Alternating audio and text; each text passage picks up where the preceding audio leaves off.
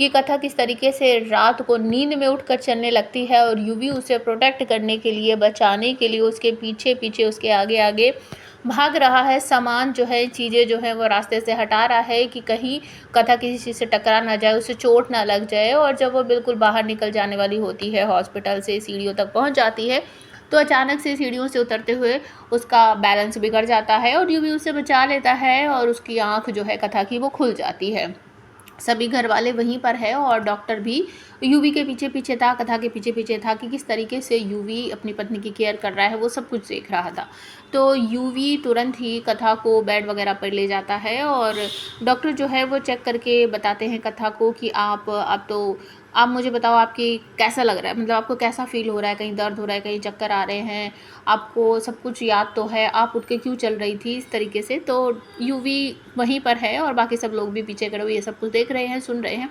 कथा गर्दन हिलाकर कहती है कि हाँ मैं ठीक हूँ, मुझे कोई परेशानी नहीं है।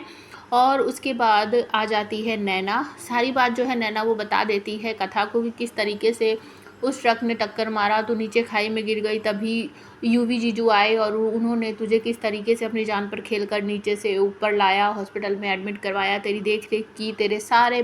पेड़ पौधे फूल पत्ती सब कुछ यहाँ पर लाए, रात भर तेरी देखभाल की, तेरे पीछे पीछे भागे, किस तरीके से वो तेरी केयर कर रहे थे, वो सब कुछ जो है उन्हें बताती है। और उसके बाद ये भी बता देती है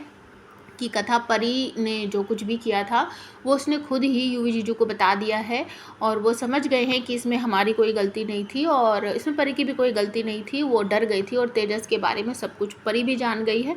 तो इस बात को सुनने के बाद कथा को थोड़ी सी शांति मिलती है और उसके बाद तभी आ जाता है माँ जी का फ़ोन, गायत्री माँ का, यूवी की माँ का। वो कथा से बातचीत करती है और उसके बाद बताती है कि बेटा मुझे तो बहुत चिंता लग रही थी, तुम ठीक तो हो? कि हाँ माँ जी मैं ठीक हूँ, कि मैं तुमसे मिलना चाहती हूँ, कि कल मिलते हैं।